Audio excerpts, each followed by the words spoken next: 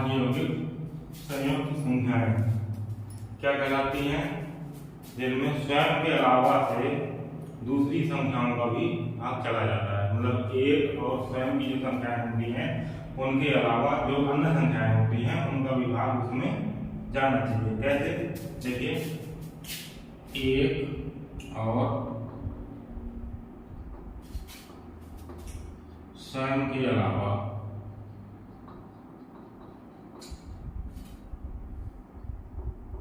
अन्य संख्याओं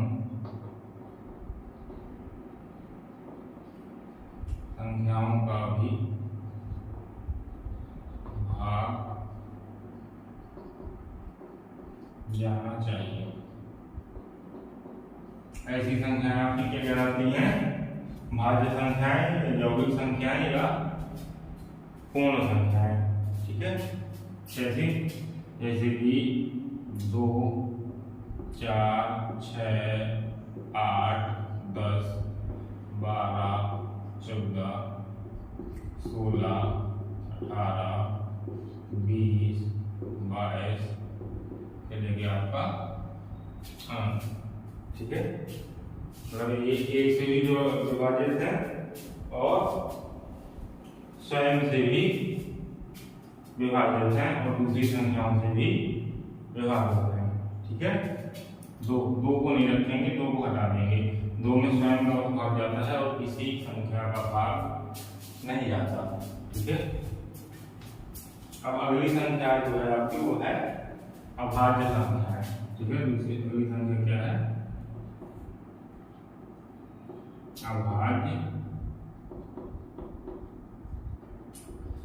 अभाज्य संख्या है।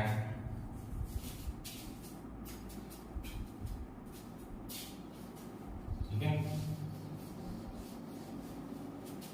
नाम से ये स्पष्ट है, अभाज्य संख्याएं जो सिर्फ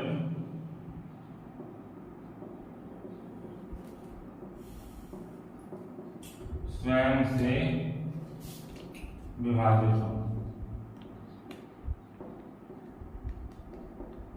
ठीक है, मतलब वे संख्याएं जो स्वयं से विभाजित हो, जिनमें किसी दूसरी संख्या का भाग नहीं जाना चाहिए। जैसे कि आपका 3, 7 है ना, 7 के बाद 11,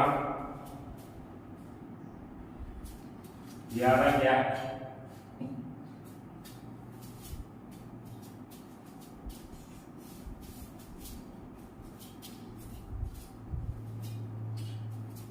11 के बाद आपका 13, 13 के बाद आपका 17। इस तरह से जैसे 3, 5, 7, 11, 13 और 17 और 17 के बाद आपका 19, 19 के बाद आपका 23। ठीक है, इस तरह से मतलब ये कोई भी संख्या 3 है, ये 3 से कटेगी, 5 है 5 से कटेगी, 7 है 7 से कटेगी, 11 है 11 से कटेगी, 13 है 13 से कटेगी, 17 से 19 आपकी 19 से और 23 आपकी 23 से। ठीक है, आगे की इसी तरह संख्याएं होती हैं। ठीक है, और किसी संख्या का इनमें भाग नहीं जाता। ठीक है, अगली संख्या कौन सी है? अगली संख्या है आपकी सहभाज्य संख्या। ठीक है, कौन सी? सहभाज्य संख्या। हाँ, देख लीजिए, कुछ नोट देख लीजिए। सबसे छोटी भाज्य संख्या कौन सी है?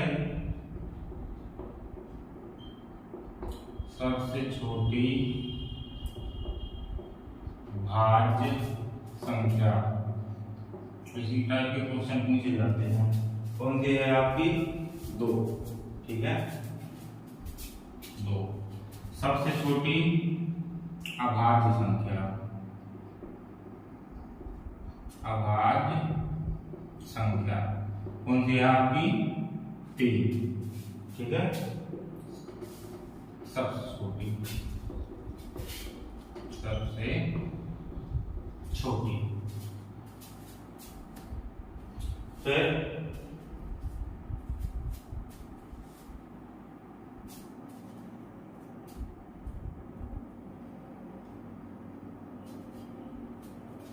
फिर आता है आपका सबसे छोटी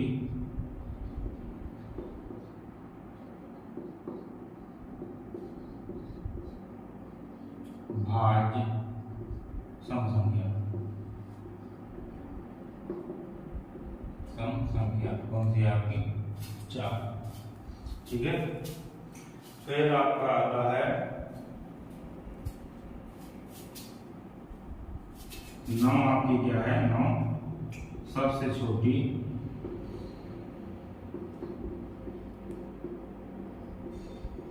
विषम भाज्य संख्या। ठीक है, 9 आपकी क्या है सबसे छोटी विषम भाज्य संख्या। इसके बाद होंगे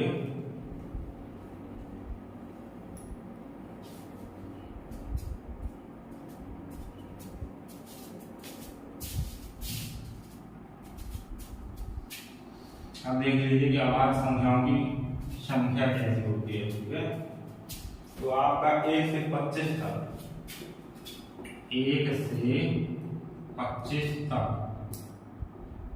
कुल अभाज्य संख्याओं की संख्या, कुल अभाज्य संख्याओं की संख्या कितनी होती है 9।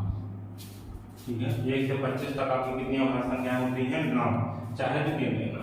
ठीक है, फिर 1 से 50 तक में कितनी होती हैं, तो 1 से 50 तक, 1 से 50 तक में आपकी कितनी अभाज्य संख्याएं होती हैं 13। ठीक है, 13 नहीं 15 अभाज्य संख्याएं होती हैं। ठीक है, फिर आता है आपका 1 से लेकर के 75 तक में कुल कितनी अभाज्य संख्याएं होती हैं, 1 से 75 तक कितनी होती हैं 21। ठीक है, 1 से आपका 100 तक। ठीक है, 1 से आपके 100 तक में कितनी अभाज्य संख्याएं होती हैं 25। कितनी 25। याद रखना कौन कौन सी हैं, गिनते रहिएगा, गुणा भाग लगाते रहिएगा।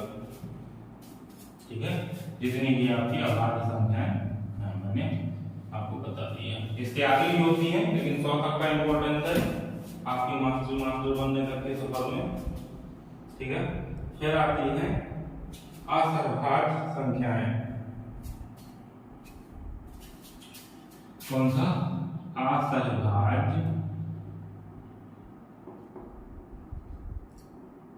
असहभाज्य संख्याएं। इनमें क्या होता है, जब ये दो संख्याओं का मासा मतलब एचसीएफ महत्तम समाप्त वर्ग, जब किन्हीं दो संख्याओं का मासा क्या होता है एक समान होता है। ठीक है, इसमें क्या संख्याएं क्या कहलाती हैं असहभाज्य संख्याएं कहलाती हैं। ठीक है, तो जिन संख्याओं का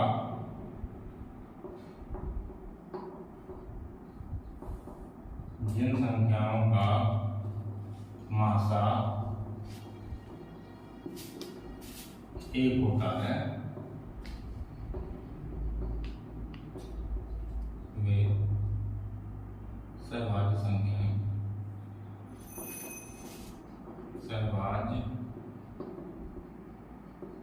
संख्याएं कहलाती है। ठीक है, कहलाती है। और फिर ये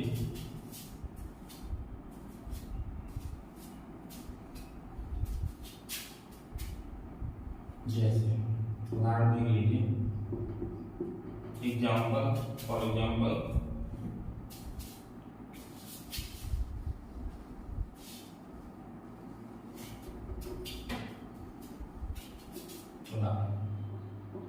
ठीक है, 2 और 5 का मासा कितना होता है, 2 और 5 का मासा कितना होगा 10। 3 और 7 का मासा कितना होगा आपका 21। ठीक है, इस तरह से दोनों संख्याओं का मतलब कितना होता है, बराबर होता है। फिर आती है सम संख्याएं। अब जिससे मासा नहीं निकालते बनता, उसके लिए मासा का एचसीएफ का अलग चैप्टर आएगा। ठीक है, एक बेसिक है, उस पर ध्यान दीजिए। फिर आपकी आती है सम संख्या। ठीक है, सम संख्या, सम संख्याएं आपकी क्या कहलाती है, देखिए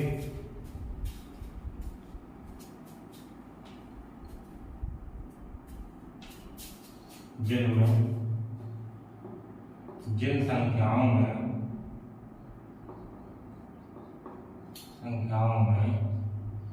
दो का पूरा पूरा भाग जाए। ठीक है, तो आपकी क्या कहलाती है, सम संख्या, सम संख्या, सम संख्या। ठीक है, या फिर इकाई अंक 0, 2, 4, 6, 8। ठीक है, जब दो का पूरा पूरा भाग जा रहा होगा, अगर भाग देके नहीं देखना है तो आपको ये देखना है कि उसका इकाई अंक जो है वो या तो 0 होगा, या तो 2 होगा, या तो 4 होगा, या तो 6 होगा, या तो 8 होगा। ठीक है, इससे आप पहचान सकते हैं कि हमारी क्या है, सम संख्या है। नोट कर लीजिए।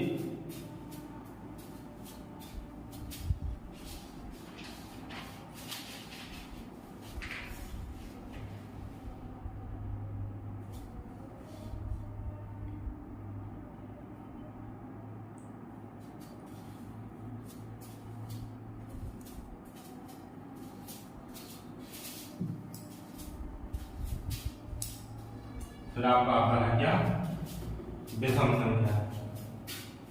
क्या, विषम संख्या, विषम संख्या। ठीक है, इनमें क्या होता है, वे संख्याएं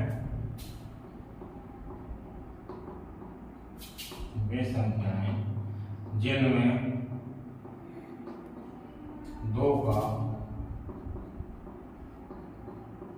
पूरा पूरा भाग नहीं आता, या फिर इकाई अंक, ठीक है, 3, 5, 7, 9 होते हैं। ठीक है, इकाई अंक आपके क्या होते हैं, 3, 5, 7, 9। ठीक है, 3, 5, 7, 9, एक भी आता है। ठीक है, 9 के आगे भी आते हैं 11, 13, 15, 17, 19। ठीक है, किसी और संख्या से मतलब विभाजित तो होती है, लेकिन इकाई में क्या होता है, विषम होता है। ठीक है,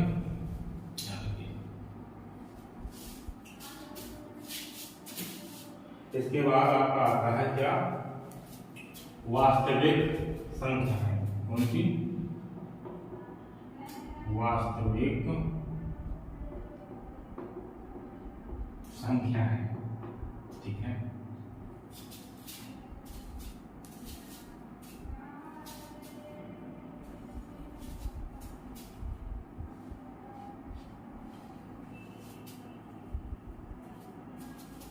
वास्तविक संख्या आपकी क्या कहलाती है, वे सभी संख्या हैं,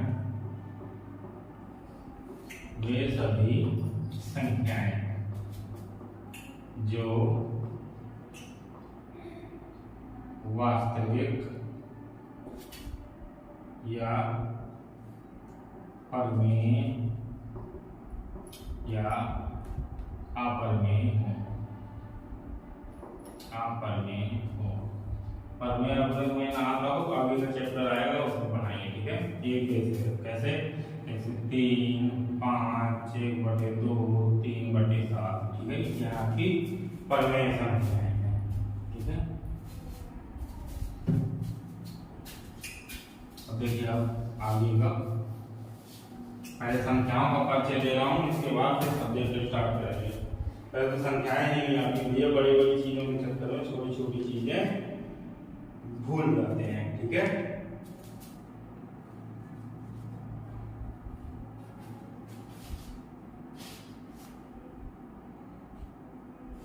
अब यहां से देखिए नया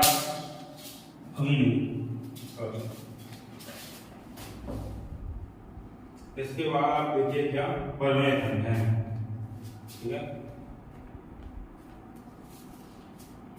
परमेय संख्या है क्या कहलाती है? परमेय संख्या। ठीक है, परमेय संख्या। किसी को कोई प्रॉब्लम हो तो पूछ लीजिए।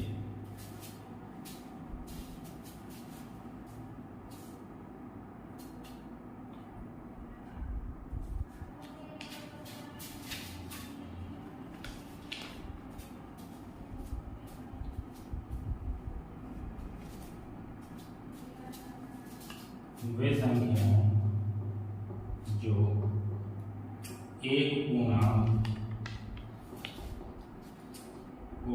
का दूसरे पूर्णांक में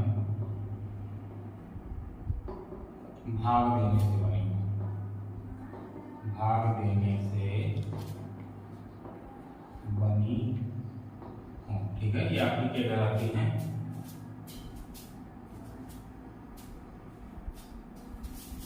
बनी हो। ठीक है, वो आपकी क्या कहलाती हैं? परमेय संख्याएं, अर्थात इन्हें P/Q के रूप में लिखा जाता है। ठीक है, लिखा जाता है। P/Q के रूप में जो संख्याएं आपकी लिखी जाती हैं वो आपकी क्या कहलाती हैं? परमेय संख्याएं। जैसे पहली बात तो एक आपकी परमेय संख्या है, दो आपकी परमेय संख्या है। ठीक है, तो ये भी लिख दिया 1/2, ये भी आपकी क्या है? परमेय संख्या है। ठीक है, 2/3, 9/1, ये सब आपकी क्या है? परमेय संख्याएं हैं। ठीक, अगर लिख दिया √25/36, ये भी आपकी क्या है? परमेय संख्या है। ठीक है, इसको अगर बाहर निकालेंगे तो क्या आएगा? 5×5 और इधर आपका 6। ठीक है,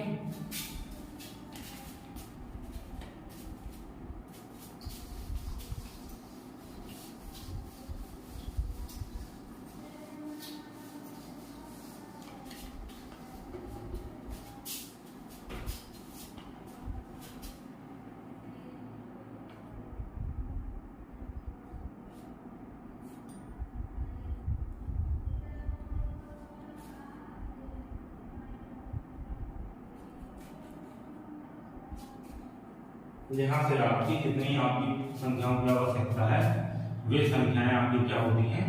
समाप्त होती हैं। अब अगला चैप्टर जब हम करेंगे, अगला चैप्टर हम बहुत चैप्टर करने वाले हैं। क्या? भाजकता के नियम। भाजकता के नियम अगले पार्ट में चैप्टर करेंगे। ठीक है, भाजकता के नियम पूछे जाते हैं और हम लोग से बनते नहीं है। हालांकि कक्षा 2, 3, 4, 8 में ये नियम पढ़ाए जाते हैं, लेकिन क्या होता है? बनता ही नहीं है, क्योंकि वो चीज को हम भूल चुके हैं बड़े बड़े के चक्कर में। हम लोग क्या पढ़ते हैं? ट्रिग्नोमेट्री पढ़ते हैं, एलसीएम पढ़ते हैं, एचसीएफ पढ़ते हैं, है ना? डायरेक्ट वाले क्वेश्चन पढ़ते हैं, छोटी छोटी चीजें क्या होती हैं? छोड़ देते हैं। वही चीजें आ जाती हैं और बनती नहीं है ना? भाजपा के नियम पूछे गए थे एमपीटेट टाइम में, जब फर्स्ट पेपर हुआ था तो उसमें भाजकता के नियम और इसके बाद आपका पूछा गया था क्या? अंतरिक्ष विज्ञान, ईवीएस के चैप्टर में। ठीक है, भाजकता के नियम की तो किसी में संभावना ही नहीं थी कि पूछा जाएगा, और ना ही आपकी इसकी अंतरिक्ष विज्ञान का टॉपिक था कि 1 या 2 क्वेश्चन पूछे जाएंगे, लेकिन उसने 5-5, 7-7 क्वेश्चन पूछे थे। अगले चैप्टर में उसने क्या किया? वही अगला एग्जाम आया, अगली डेट वाला एग्जाम, उसमें उसने क्या किया? वो टॉपिक चेंज कर दिया। ठीक है ना? तो आप ये मत समझिए कि कोई टॉपिक जो है रिवाइंड करके पूछता है, ठीक है ना। उसका जो नियम होता है ना, उसके शब्दकोश में काफी सारे क्वेश्चन होते हैं, ठीक है। और कोई एक व्यक्ति तो सिलेक्ट करता नहीं है क्वेश्चन, कंप्यूटर खुद निकालता है और पता नहीं कौन से चैप्टर से कौन से क्वेश्चन में निकाल के रख दे। तो आपको ना पूरी की पूरी चीजें क्या करनी है, करनी है, ठीक है। बने रहिए, लाइक करिए, कमेंट करिए, शेयर करिए, ठीक है। आवाज का थोड़ी इशू है वीडियो में, लेकिन क्लियर करने की कोशिश करूंगा, ठीक है। धन्यवाद।